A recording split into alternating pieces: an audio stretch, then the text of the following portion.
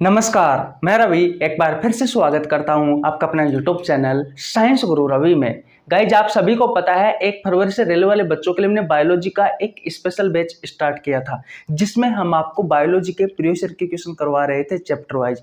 5 चैप्टरों के मैं आपको कंप्लीट प्रीवियस ईयर के क्वेश्चन करवा चुका। फिलहाल अभी हम जिस चैप्टर के प्रीवियस ईयर के क्वेश्चन कर रहे हैं उस चैप्टर का नाम है सेल अर्थात कोशिका। वो 5 चैप्टर कौन कौन से हैं जिनके मैं आपको प्रीवियस ईयर के क्वेश्चन करवा चुका। तो पहला है भैया ह्यूमन डिसीज अर्थात मानव रोग। दूसरा है भैया विटामिन्स वाला चैप्टर, जहां से रेलवे में बहुत अच्छे अच्छे क्वेश्चन पूछे जाते हैं, दोनों ही चैप्टर अच्छे हैं। तीसरा है डाइजेस्टिव सिस्टम यानी कि पाचन तंत्र। नंबर 4 पर है सर्कुलेटरी सिस्टम यानी कि परिसंचरण तंत्र। और नंबर 5 पर है भैया एंडोक्राइन सिस्टम यानी कि अंतःस्रावी तंत्र। अगर इन पिछले 5 चैप्टरों के प्रीवियस ईयर के क्वेश्चन अगर आपने नहीं देखे हैं तो आपको नीचे लिंक डिस्क्रिप्शन में मिल जाएगा, जा करके देख लेना। रेलवे ग्रुप डी में, एनटीपीसी में, एलपी टेक्नीशियन में, आरआरबी में, आरपीएफ में जितने भी क्वेश्चन पूछे गए हैं इन चैप्टरों से मैंने वो सभी क्वेश्चन आपको कॉन्सेप्ट के साथ में बहुत अच्छे से करवाए हैं। फिलहाल हम जिस चैप्टर के प्रीवियस ईयर के क्वेश्चन कर रहे हैं उस चैप्टर का नाम है सेल अर्थात कोशिका। और इसमें मैं आपको 40 क्वेश्चन कंप्लीट करवा चुका जो आपसे पिछले रेलवे के एग्जामों में पूछे गए। आज हम क्वेश्चन नंबर 41 से स्टार्ट करने वाले हैं। आज की इस क्लास में मैं आपको सेल डिवीजन से संबंधित कुछ क्वेश्चन करवाने वाला हूं, जहाँ से जो आपसे आपके प्रतियोगी परीक्षाओं में यानी कि रेलवे की एग्जाम में पूछे गए क्वेश्चन है। तो बहुत कुछ नया सीखने को मिलेगा, इसलिए वीडियो को शुरू से लेकर के एंड तक देखना। चलिए फिर आज की क्लास की शुरुआत करते हैं। ये रहा आपकी स्क्रीन पर क्वेश्चन नंबर 41। देखिए भैया, ये रहा आपकी स्क्रीन पर क्वेश्चन नंबर 41। आज ध्यान से समझना भैया, क्योंकि आज की क्लास में मैं आपको जो जानकारी देने वाला हूँ वो आपके एग्जाम के पॉइंट ऑफ व्यू से बहुत ज़्यादा इंपॉर्टेंट है। शरीर में लगी चोट की मरम्मत के लिए किस प्रकार के सेल डिवीजन का प्रयोग किया जाता है? जब आपके शरीर में किसी जगह पर चोट लग जाती है तो आपसे क्वेश्चन कह रहा है कि किस प्रकार के सेल डिवीजन का प्रयोग किया जाता है। आपके ऑप्शंस है, ऑप्शन नंबर 1 केवल समसूत्रण, ऑप्शन नंबर बी है केवल अर्धसूत्रीय विभाजन, ऑप्शन नंबर सी है माइटोसिस और मियोसिस, ऑप्शन नंबर डी है न समसूत्री और न अर्धसूत्री। ये क्वेश्चन आपसे आरआरबी एनटीपीसी में 26/4/2016 को पूछा गया है। लेटेस्ट क्वेश्चन भी करवाने वाला हूँ, नेक्स्ट क्वेश्चन होगा वो लेटेस्ट क्वेश्चन है, ये 2016 का क्वेश्चन है।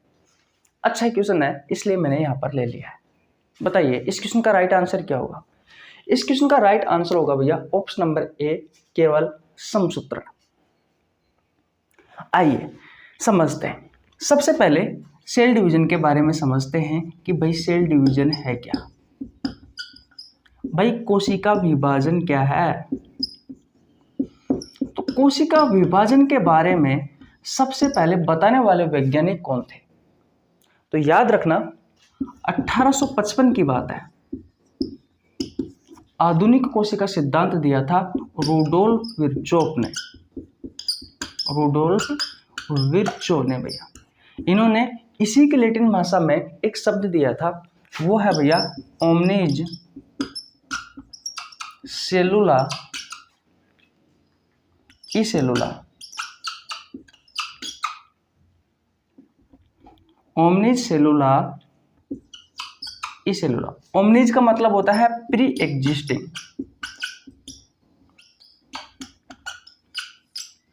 प्री एग्जिस्टिंग क्या होता है? प्री एग्जिस्टिंग यहाँ पर आ जाएगा। इसका मतलब होता है जो पहले से है, जो पहले से है। सेलुला का मतलब होता है सेल यानी कि कोशिका।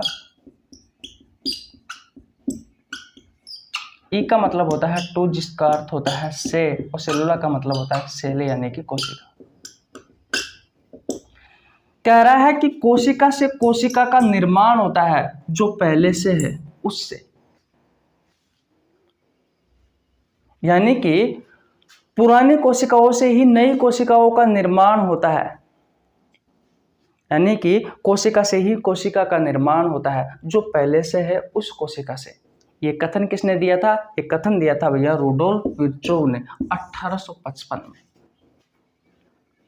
इसका मतलब क्या है? इसका मतलब ये है कि मान लीजिए कोई सेल है भाई, कोई कोशिका है। कहाँ पे बताऊं? यहाँ पे बता देता हूँ। मान लीजिए कोई कोशिका है। अब ये कोशिका अपने आप को डिवाइड करती है और डिवाइड करके भैया एक से अनेक कोशिकाओं का निर्माण करती है। मान लीजिए एक ये कोशिका बन गई और एक ये कोशिका बन गई। तो ये ओल्ड सेल है, ये पुरानी सेल है, और ये दोनों क्या है? न्यू सेल है। अब इस पुरानी कोशिकाओं से जो नई कोशिकाओं का निर्माण हुआ है और जिस प्रोसेस के तहत हुआ है उस प्रोसेस को कहा जाता है भैया सेल डिवीजन। क्या कहा जाता है? सेल डिवीजन कहा जाता है, कोशिका विभाजन कहा जाता है। क्या कहा जाता है? कोशिका विभाजन कहा जाता है। इस ओल्ड सेल को आप पेरेंट सेल भी बोल सकते हो, मात्र कोशिका या पितर कोशिका भी बोल सकते हो, और जो न्यू सेल बनी है इसे आप डॉटर सेल यानी कि पुत्री कोशिका भी कह सकते हो। तो अब बात आई आपको समझ में, रुडोल्फ विर्चोव ने क्या कहा था? तो रुडोल्फ विर्चोव ने कहा था कि पुरानी कोशिकाओं से ही नई कोशिकाओं का निर्माण होता है और जिस प्रोसेस के तहत होता है उस प्रोसेस को कहा जाता है सेल डिवीजन, कोशिका विभाजन। ये कब कहा था? 1855 में कहा था। लैटिन भाषा का एक शब्द ओमनिज सेलुला ई सेलुला, ये एक कथन है जिसका शाब्दिक अर्थ होता है कि पुरानी कोशिकाओं से ही नई कोशिकाओं का निर्माण होता है। आई बात समझ में? मैं आपको एक बार फिर से समझाने की कोशिश करता हूं। पहले आप स्क्रीनशॉट ले लीजिए। ले लिया आपने स्क्रीनशॉट? ओके।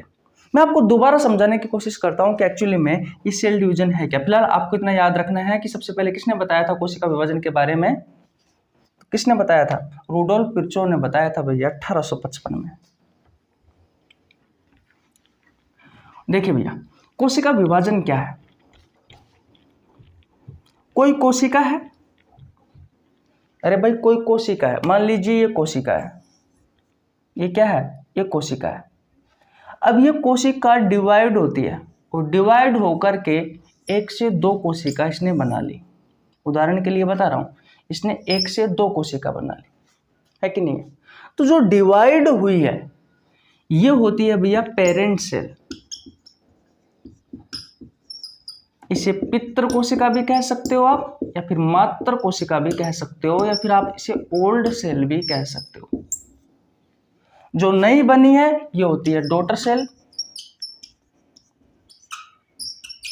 यानी कि पुत्री कोशिका।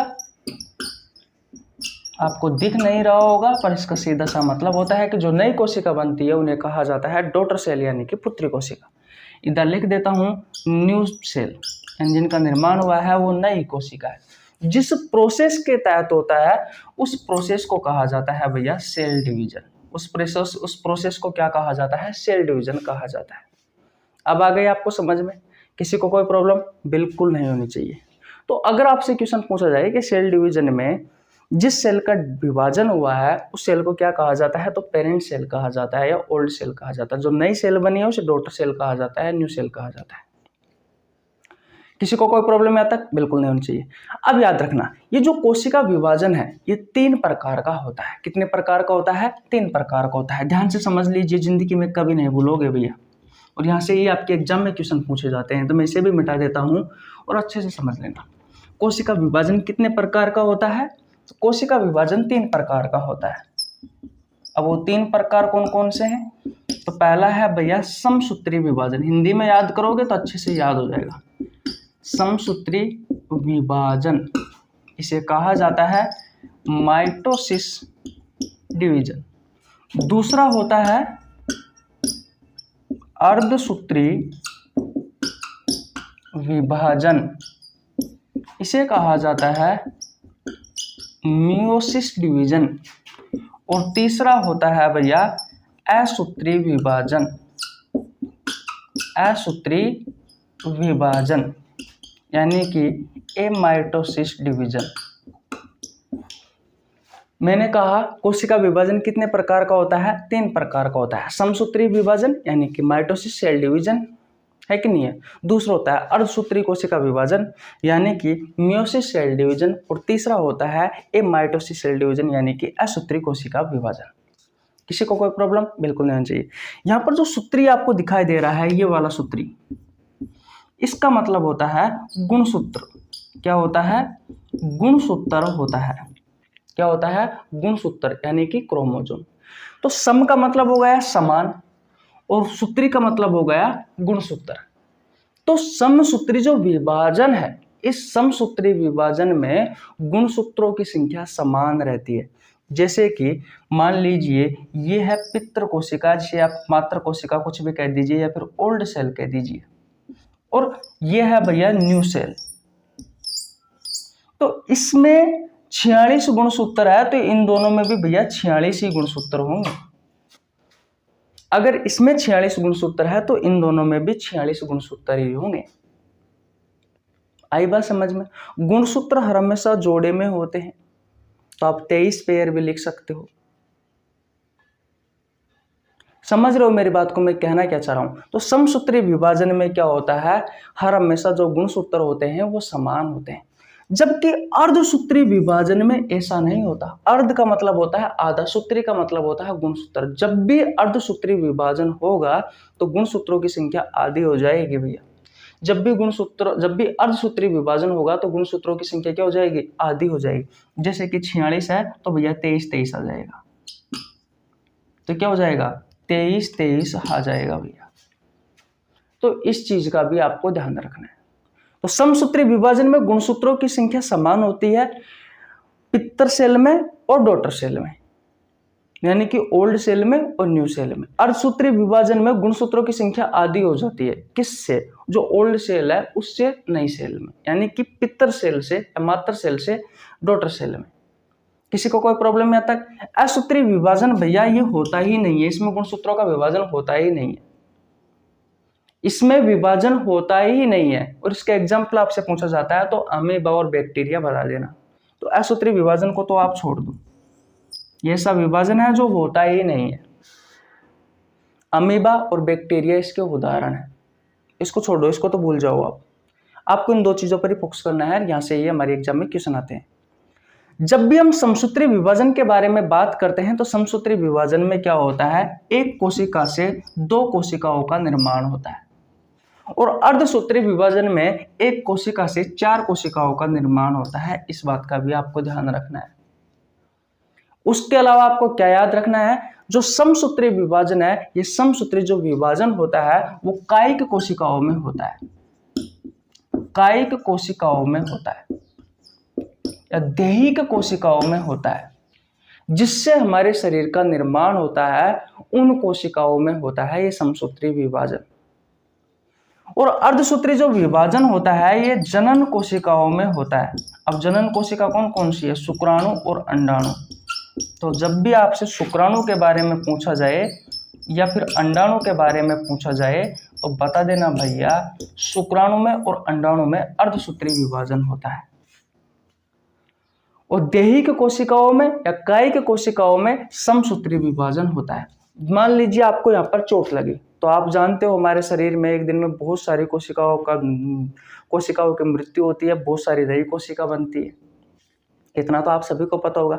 जैसे कि आपको इस जगह पर चोट लगी, अब चोट लगने वाले स्थान पर भैया क्या होता है, चोट लगने वाले स्थान पर बहुत सारी कोशिकाएं डैमेज हो जाती है, बहुत सारी कोशिकाएं नष्ट हो जाती है।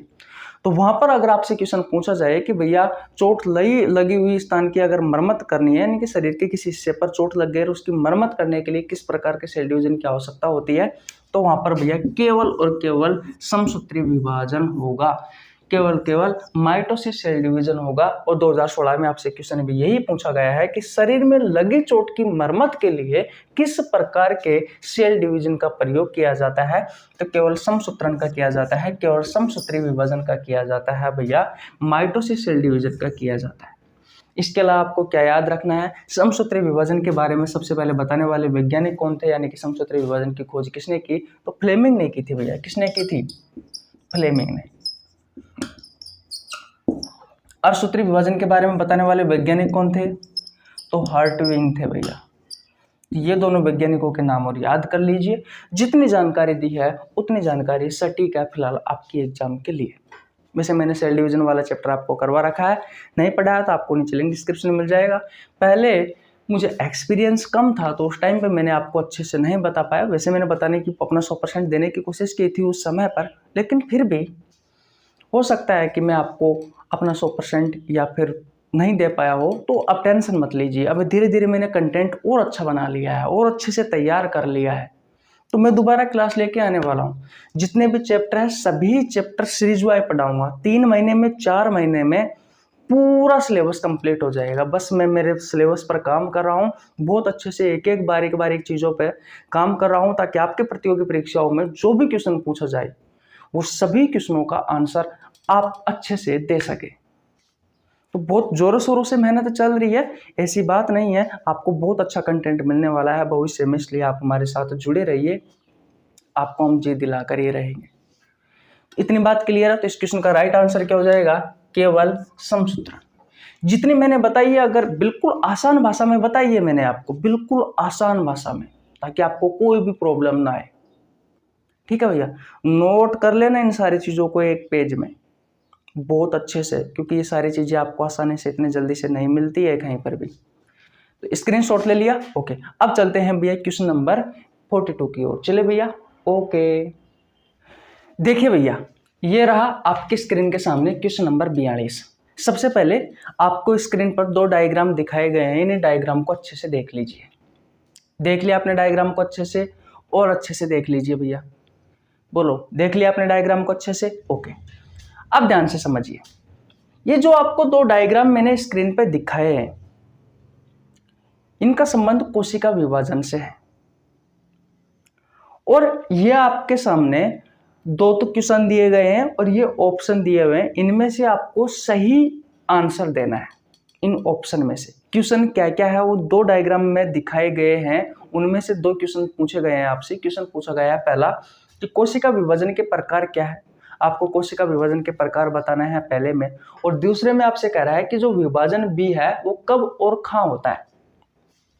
जो डायग्राम में दिखाए गए क्वेश्चन है, जो डायग्राम में मैंने आपको दिखाए थे 2 चित्र है, ए और बी, उस ए और बी में से ये 2 क्वेश्चन पूछे गए हैं कि कोशिका विभाजन के प्रकार क्या है, और भैया विभाजन बी कब और कहाँ होता है, ये आपसे क्वेश्चन पूछे गए हैं। और ये आपके ऑप्शंस है। ऑप्शन नंबर ए कहता है कि ए जो है वो माइटोसिस है और बी है वो मियोसिस है। ये विभाजन के प्रकार है आपको, यानी कि ए जो है वो समसूत्री विभाजन है ए में, और बी में है वो अर्धसूत्री विभाजन है।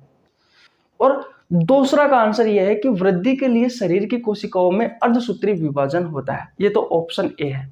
ऑप्शन नंबर बी कहता है कि ए जो है उसमें मियोसिस है यानी कि अर्धसूत्री है, और बी में माइटोसिस है यानी कि समसूत्री विभाजन है।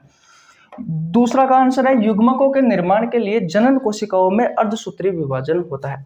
ऑप्शन नंबर सी है, पहले में ए में है माइटोसिस यानी कि ए में समसूत्री विभाजन है, बी में है मियोसिस है, और दूसरे का आंसर है युग्मकों के निर्माण के लिए जनन कोशिकाओं में अर्धसूत्री विभाजन होता है। और ऑप्शन नंबर डी है, ए और बी दोनों में मियोसिस है यानी कि दोनों में अर्धसूत्री विभाजन है, और वृद्धि के लिए शरीर की कोशिकाओं में अर्धसूत्री विभाजन होता है। ये क्वेश्चन आपसे आरआरबी ग्रुप डी में पूछा गया, अभी लेटेस्ट पूछा गया क्वेश्चन है। अब भैया इस प्रकार के क्वेश्चन आने लग गए तो भैया आंसर तो आपको देना ही पड़ेगा। 22/8/2022 को पूछा गया क्वेश्चन है। 22/8/2022 को पूछा गया क्वेश्चन है। मैंने आपको 2 डायग्राम दिखाए थे, एक ए था और एक बी था। मैं आपको फिर बता देता हूं, ये देख लीजिए। देख लिया आपने? ओके, अब इन 2 डायग्राम में से आपसे 2 क्वेश्चन पूछे गए हैं। एक पूछा गया है कि कोशिका विभाजन के प्रकार कौन कौन से हैं, और दूसरा कह रहा है कि जो विभाजन बी है यानी कि जो चित्र बी है उस बी में कब और कहाँ होता है। ये बताइए इनका राइट आंसर क्या होगा। तो भैया इसका राइट आंसर होगा option number C. Option number C में पहला पूछ रहा है कि कोशिका विभाजन के प्रकार कौन से हैं। ए में आप देख सकते हो एक कोशिका से, ए में आप देख सकते हो एक कोशिका से 2 कोशिकाओं का निर्माण हो रहा है चित्र ए में, चित्र ए में। और चित्र बी के बारे में बात करूं तो एक कोशिका से 4 कोशिकाओं का निर्माण हो रहा है। और मैंने आपको बताया था कि समसूत्री विभाजन में एक कोशिका से 2 कोशिकाओं का निर्माण होता है कि नहीं है। और भैया बी में मैंने आपको बताया था, यानी कि अर्धसूत्री कोशिका विभाजन में मैंने आपको बताया था कि एक कोशिका से 4 कोशिकाओं का निर्माण हो रहा है। तो ए जो है वो भैया माइटोसिस है यानी कि समसूत्री विभाजन है, और बी है जो है मियोसिस यानी कि अर्धसूत्री विभाजन है। तो पहले का आंसर क्या हो जाएगा, पहले का आंसर हो जाएगा कि ए जो है भैया वो है समसूत्री विभाजन और बी है अर्धसूत्री विभाजन। आपसे कोशिका विभाजन के प्रकार पूछा गया है पहले में, तो भैया दो प्रकार है इस डायग्राम में, ए में तो है समसूत्री विभाजन और बी में है अर्धसूत्री विभाजन। फिर कह रहा है कि विभाजन जो बी है, यानी कि जो डायग्राम आपको बी दिया गया है, यानी कि दूसरे नंबर का जो चित्र दिखाया गया है, उस बी में कब और कहां होता है भैया वो विभाजन। तो अर्धसूत्री विभाजन के बारे में बात करा, आप सभी को पता है अर्धसूत्री जो विभाजन होता है वो कहां होता है, युग्मकों के निर्माण के लिए। मैंने आपको बताया था युग्मक शुक्राणु और अंडाणु के निर्माण के लिए भैया जनन कोशिकाओं में होता है अर्धसूत्री विभाजन। इसलिए आपका राइट आंसर क्या हो जाएगा, इसलिए आपका राइट आंसर हो जाएगा ऑप्शन नंबर सी। ये मैंने आपको बी में करवा दिया ऑप्शन में, लेकिन सेम यही है, युग्मकों के निर्माण के लिए जनन कोशिकाओं में अर्धसूत्री विभाजन होता है। सेम यही लाइन ऑप्शन नंबर सी में दी गई है। और आप देख सकते हो ए माइटोसिस है क्या, ए माइटोसिस है और बी क्या है, बी मियोसिस है, यानी कि ये भी सही है पहले का तो आंसर, लेकिन दूसरे का गलत है। वृद्धि के लिए शरीर की कोशिकाओं में अर्धसूत्री विभाजन होता है, कभी भी नहीं, जब भी शरीर की वृद्धि करवानी हो तो समसूत्री विभाजन होता है। तो ऑप्शन नंबर बी का राइट आंसर हो, गलत है ये गलत हो जाएगा भैया, इसलिए ऑप्शन ए गलत हो जाएगा। ऑप्शन नंबर बी में कह रहा है कि ये मियोसिस है, क्या ए वाला मियोसिस है, क्या अर्धसूत्री विभाजन है क्या, नहीं भैया अर्धसूत्री विभाजन नहीं है, वो समसूत्री विभाजन है, वो माइटोसिस है, इसलिए बी भी गलत हो जाएगा। ऑप्शन नंबर डी के बारे में बात करें तो ए और बी दोनों अर्धसूत्री है क्या, तो ये भी गलत हो जाएगा। तो आपका राइट आंसर क्या हो जाएगा, ऑप्शन नंबर सी। ध्यान से पढ़ने की आवश्यकता है, ध्यान से समझने की आवश्यकता है, तभी आप इस प्रकार के क्वेश्चनों को कर पाते हो। और ग्रुप डी एक ऐसी एग्जाम है रेलवे की जहाँ से अच्छे लेवल के क्वेश्चन पूछे जाते हैं, इस बात का आपको ध्यान रखना है, कोई छोटे मोटे क्वेश्चन नहीं पूछे जाते। तो इतनी बात समझ में आ गई आपको, जो मैंने आपको अभी सिखाया उसी में से ही देख सकते हो आपकी 22/8/2022 को ग्रुप डी में पूछा गया क्वेश्चन है। रेलवे की सबसे अच्छी एग्जाम मानता हूं मैं तो रेलवे ग्रुप डी को। वैसे नहीं, वैसे एग्जाम का जो दायरा होता है ना, इसके जो क्वेश्चन आते हैं ना, वो बहुत अच्छे लेवल के क्वेश्चन आते हैं, इस वजह से। इतनी बात क्लियर है, ओके। स्क्रीनशॉट ले लीजिए, क्वेश्चन नंबर 43 की ओर चलते हैं। चले भैया, ओके। देखिए भैया, ये रहा आपकी स्क्रीन पर 43 क्वेश्चन। बताइए इस क्वेश्चन का राइट आंसर क्या होगा। क्वेश्चन को अच्छे से पढ़ लीजिए, मैं हट जाता हूं और इस क्वेश्चन का आंसर दीजिए। क्वेश्चन नंबर 43 कहता है कि निम्नलिखित में से अर्धसूत्रण के लिए कौन सा कथन सत्य नहीं है। अर्धसूत्री कोशिका मैंने आपको पढ़ाया है, मियोसिस सेल डिवीजन मैंने आपको पढ़ाया है बहुत अच्छे से, अभी मैंने आपको पढ़ाया था पिछले 41 नंबर क्वेश्चन में कुछ जानकारी दी थी, वहां से भी आप इस क्वेश्चन का आंसर दे सकते हैं। आपके ऑप्शन है, ऑप्शन नंबर ए अर्धसूत्रण 2 चरणों में होता है। ये मैंने आपको नहीं बताया था, लेकिन ये बिल्कुल सही बात है कि जो अर्धसूत्रण, जो अर्धसूत्री कोशिका विभाजन है वो 2 चरणों में पूर्ण होता है। ऑप्शन नंबर बी अर्धसूत्रण के परिणाम स्वरूप परिणामी कोषों में गुणसूत्रों की संख्या 2 गुनी हो जाती है। ये गलत है। मैंने आपको बताया था अर्धसूत्री विभाजन में याद आया कुछ। इस सूत्री का मतलब क्या होता है, गुणसूत्र, और अर्ध का मतलब क्या होता है, आधा। तो इस विभाजन में क्या होगा, गुणसूत्रों की संख्या क्या हो जाएगी, आधी हो जाएगी। तो इसमें कह रहा है ऑप्शन नंबर बी में कि जो अर्धसूत्रण के परिणाम स्वरूप है वो परिणामी कोषों में जो गुणसूत्रों की संख्या है वो 2 गुनी हो जाती है। क्या 2 गुनी होती है क्या, नहीं होती भैया, इसमें आधी हो जाती है। तो ये सत्य नहीं है, ये सत्य नहीं है। तो हमारा राइट आंसर क्या होगा, यही होगा। यही आपसे क्वेश्चन पूछा गया है कि अर्धसूत्रण के लिए कौन सा कथन सत्य नहीं है, कौन सा कथन सत्य नहीं है, यही नहीं है भैया। और आप देख सकते हो अर्धसूत्रण के दौरान जनन कोषों के जीन जो होते हैं वो परिणामी कोषों में मिश्रित हो जाते हैं, बिल्कुल सही है। जनन ग्रंथि में अर्धसूत्रण युग्मक के दौरान या उत्पाद के लिए होते हैं भैया, बिल्कुल सही है। युग्मक के उत्पाद के लिए ही तो होता है अर्धसूत्रण जनन ग्रंथियों में। ये क्वेश्चन आपसे आरआरबी एलपी टेक्नीशियन में पूछा गया 29/8/2018 को। अच्छा क्वेश्चन है, स्क्रीनशॉट ले लीजिए। अब भैया नेक्स्ट क्वेश्चन मैं आपको जो करवाने वाला हूं, जो मैंने आपको समझाया है वो आपकी प्रेस से बाहर है। फिलहाल अभी उस क्वेश्चन का आंसर देख लीजिए, ठीक है। और उसके बाद में जब मैं आपको कोशिका विभाजन वाला चैप्टर पढ़ाऊंगा, क्योंकि अगर उसको समझाने लग गया भैया तो बहुत सारा टाइम लग जाएगा, इसलिए यहाँ पर नहीं समझा सकता। थोड़ी बहुत जानकारी दूंगा मैं आपको अगले क्वेश्चन में। और लास्ट का क्वेश्चन मिस मत करना, क्योंकि लास्ट वाले क्वेश्चन से आपके एग्जाम में बहुत सारे क्वेश्चन पूछे जाते हैं, इसलिए जो भैया कौन सा चल रहा है, 43 वाला चल रहा है। 45 नंबर क्वेश्चन है, वो बहुत ज़्यादा इंपॉर्टेंट है, वीडियो को मिस मत करना भैया। लास्ट का क्वेश्चन ये मान लीजिए कि छोड़ दिया तो आपके 1 नंबर गया। और आप सभी को पता है प्रतियोगी परीक्षाओं में एक एक क्वेश्चन कितना इंपॉर्टेंट होता है। तो पहले हम 44 करते हैं। स्क्रीनशॉट ले लीजिए भैया, ले लिया आपने स्क्रीनशॉट? ओके, देखिए भैया, ये रहा आपकी स्क्रीन के सामने क्वेश्चन नंबर 44। अच्छा क्वेश्चन है। क्वेश्चन नंबर 44 कहता है कि सूत्रीय विभाजन के चरण का नाम बताइए जिसके दौरान विभाजित जो सेल है उसके गुणसूत्र मध्य रेखा पर स्थित होते हैं। यह आपके ऑप्शंस है। Option number 1 prophase, option number B है मेटाफेज, ऑप्शन नंबर सी है एनाफेज, ऑप्शन नंबर डी है टीलोफेज। और ये क्वेश्चन आपसे आरआरबी एलपी टेक्नीशियन में पूछा गया है 14/8/2018 को। कब पूछा गया है? 14/8/2018 को पूछा गया है। बताइए भैया इस क्वेश्चन का राइट आंसर क्या होगा? बताइए इस क्वेश्चन का राइट आंसर क्या होगा? इस क्वेश्चन का राइट आंसर क्या होगा? देखिए भैया, कोशिका विभाजन जो होता है वो 2 चरणों में पूर्ण होता है। जो कोशिका विभाजन है वो भैया 2 चरणों में पूर्ण होता है। कितने चरणों में पूर्ण होता है? 2 चरणों में। पहला है कैरियोकाइनेसिस। पहला कौन सा है? कैरियोकाइनेसिस। स्पेलिंग सही है ना? मैं देख लेता हूं। हाँ, पहला है कैरियोकाइनेसिस। कैरियो का मतलब क्या हो गया? केंद्रक, न्यूक्लियस। तो कैरियोकाइनेसिस में क्या होता है भैया? केंद्रक का विभाजन होता है। क्या होता है? केंद्रक का विभाजन होता है। और ये जो केंद्रक का विभाजन होता है वो भी भैया 4 उप अवस्था होती है इसकी। कितनी उप अवस्था होती है? 4 उप अवस्था होती है इस कैरियोकाइनेसिस की। कौन कौन सी? तो पहला है भैया एनाफेज, दूसरा है भैया मेटाफेज, तीसरा है भैया पहला कौन सा है? पहला है प्रोफेज। मैंने गलत बता दिया आपको। पहला कौन सा है? पहला है भैया प्रोफेज, दूसरा है मेटाफेज, तीसरा है भैया एनाफेज और चौथा है भैया टीलोफेज। ठीक है, यह तो पहला चरण हो गया। अब दूसरा चरण देख लीजिए। दूसरा चरण होता है साइटोकाइनेसिस। और इस साइटोकाइनेसिस में क्या होता है? जो कोशिका द्रव होता है उस कोशिका द्रव्य का विभाजन होता है दूसरे चरण में। ये इंपॉर्टेंट है जो लिखवा रहा हूं। अगर पादप कोशिका रही तो पादप कोशिका में जो कोशिका द्रव्य का विभाजन होता है, जो साइटोकाइनेसिस की प्रोसेस होती है, वो मध्य पट्टिका विधि द्वारा होती है।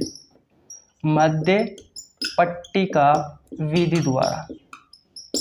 और जंतु जो कोशिका है, इस जंतु कोशिका में जो कोशिका द्रव का विभाजन होता है वो खांच विधि द्वारा होता है। वो खांच विधि द्वारा होता है। ये चीजें आपको याद रखनी है।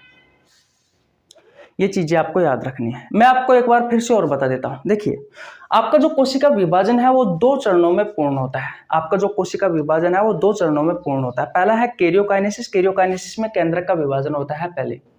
जब कैरियोकाइनेसिस यानी कि केंद्र का विभाजन पूर्ण रूप से हो जाता है उसके बाद में भैया साइटोकाइनेसिस यानी कि कोशिका द्रव का विभाजन होता है।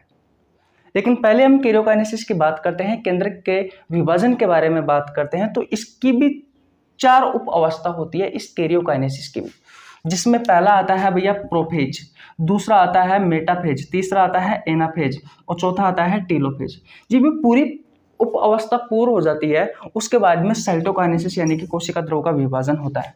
अगर पादप कोशिका रही तो पादप कोशिकाओं में जो विभाजन होता है वो मध्य पट्टिका विधि द्वारा होता है। कोशिका द्रव का विभाजन साइटोकाइनेसिस के बारे में बात कर रहा हूं। और जंतु कोशिकाओं में खांच विधि द्वारा होता है। इस बात का आपको ध्यान रखना है। अब आपसे क्वेश्चन पूछा गया है कि सूत्रीय विभाजन के चरण का नाम बताइए। क्या कह रहा है कि सूत्रीय विभाजन के चरण का नाम बताइए जिसके दौरान विभाजित जो सेल है उसके गुणसूत्र मध्य रेखा पर स्पष्ट होते हैं। तो भैया मध्य रेखा पर स्पष्ट होते हैं ना, वो होते हैं मेटाफेज में। कब होते हैं भैया? मेटाफेज में होते हैं। तो ये इसका राइट आंसर होगा।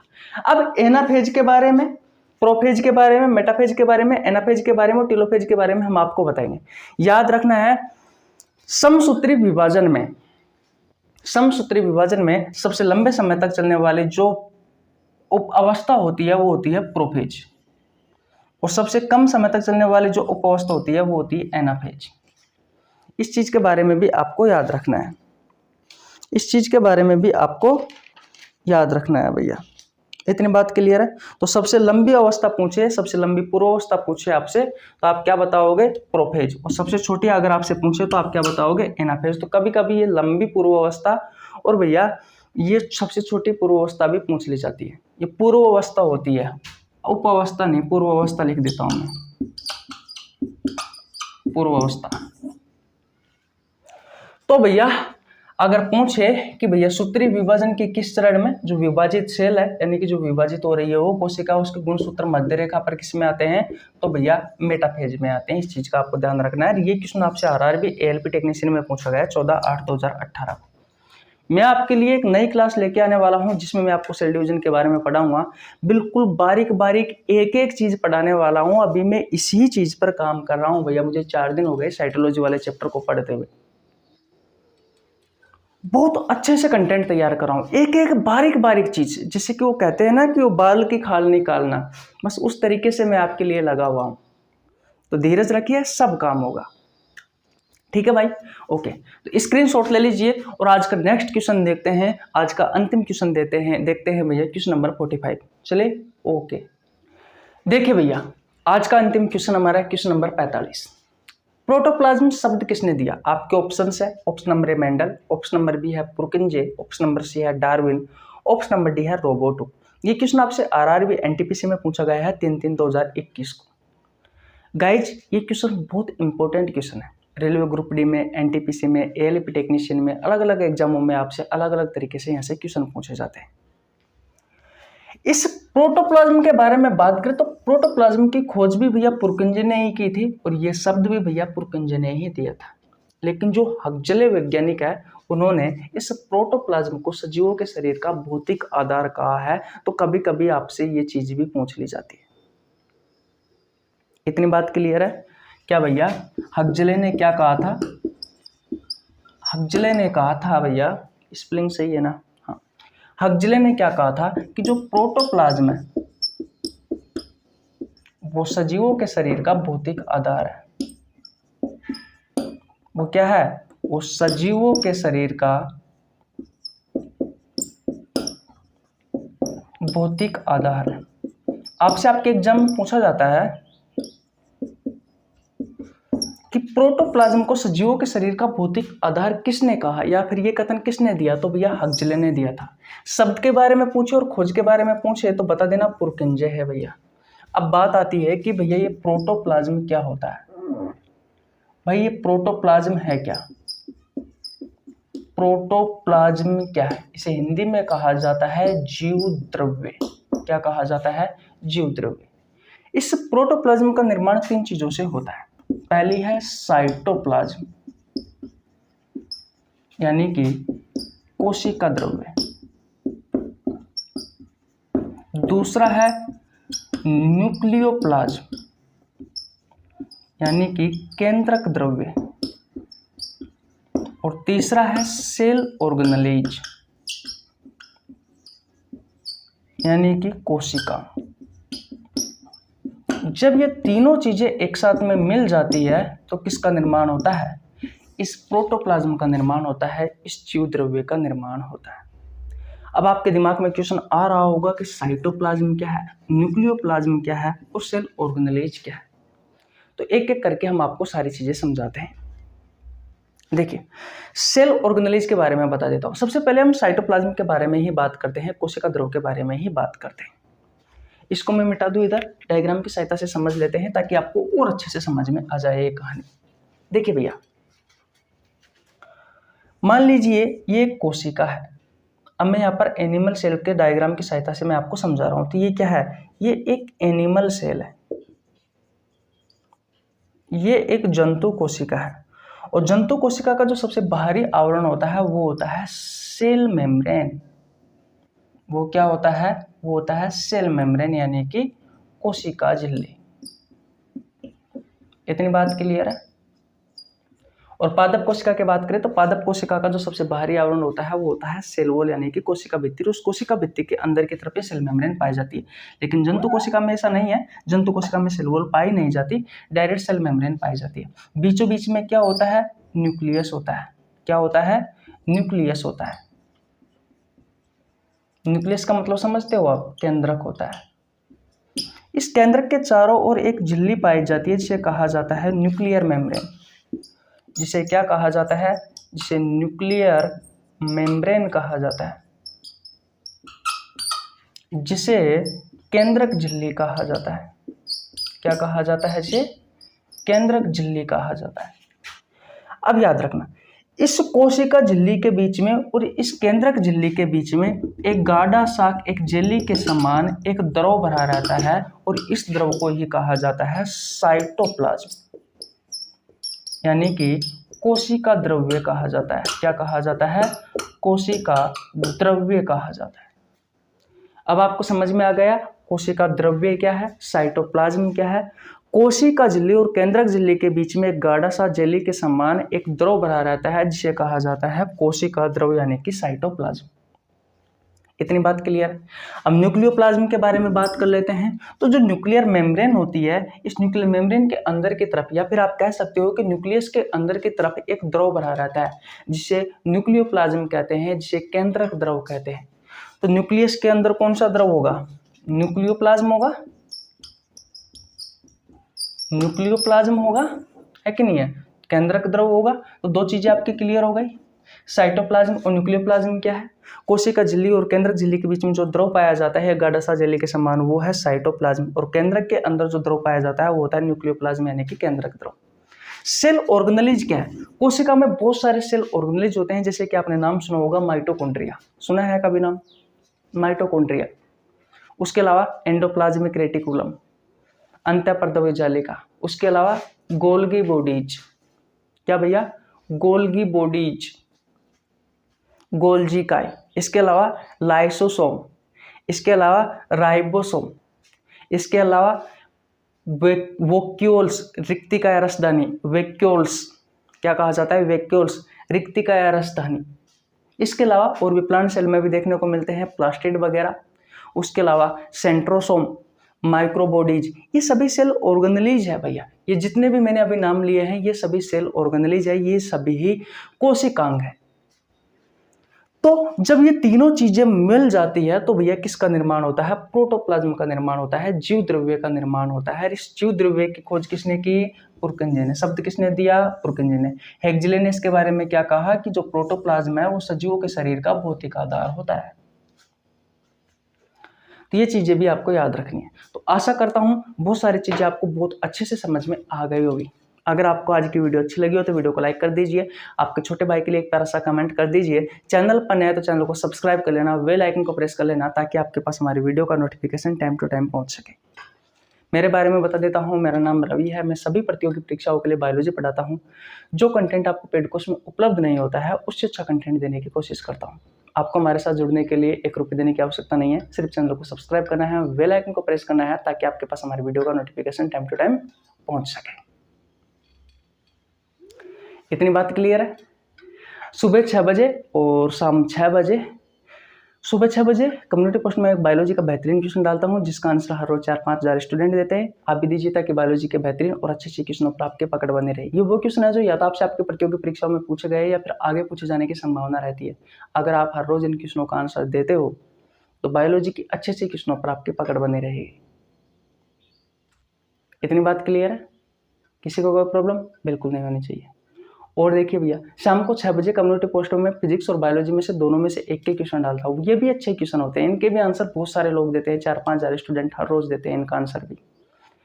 ये भी ऐसे क्वेश्चन होते हैं जो या तो आपसे आपके प्रतियोगी परीक्षा में पूछे गए हैं या फिर आगे पूछे जाने की संभावना है, तो इनका आंसर भी आप दिया करो। और मैं आपको बता दूं, मैं आपके लिए बहुत अच्छा कंटेंट तैयार उपलब्ध कर रहा हूँ, बहुत अच्छा कंटेंट तैयार कर रहा हूँ। जिस दिन वीडियो नहीं आती है ना तो समझ लिया करो कि भैया आज कुछ न कुछ बहुत अच्छा काम हो रहा है हमारे लिए, हमारे भविष्य के लिए, हमारे भाई बहनों के लिए, ताकि आपके एग्जाम में कोई भी क्वेश्चन पूछे और कोई भी क्वेश्चन आपका नहीं छूटना चाहिए। हम प्रीवियस ईयर के क्वेश्चन कर रहे हैं, 5 चैप्टर मैंने कंप्लीट करवा दिए, 6ठा चैप्टर भी समाप्त होने वाला है, 2-3 दिन में हो जाएगा। अब तक मैंने आपको जितने भी क्वेश्चन करवाए हैं वो सभी रेलवे ग्रुप डी में, एनटीपीसी में, एलपी टेक्नीशियन में, आरआरबी जेईई में, आरपीएफ में, एसएससी में, अदर एग्जाम में क्वेश्चन, अदर अलग अलग एग्जाम में पूछे गए क्वेश्चन करवाए हैं। सभी क्वेश्चनों की समझ जो मैंने आपको पढ़ाया है उसी में से ही पूछे गए हैं। तो आप सोच सकते हो हमारा जो सिलेबस है, हमारा जो कंटेंट है वो कितना अच्छा है। अगर प्रत्येक क्वेश्चन आपकी एग्जाम में हमारे नोट्स से आ रहा है, हमने जो पढ़ाया है वहां से आ रहा है, तो आप स्वयं ही समझ सकते हो। इसलिए भैया हर रोज इन वीडियो को देखा करो ताकि आपको ज़्यादा से ज़्यादा फायदा मिल सके।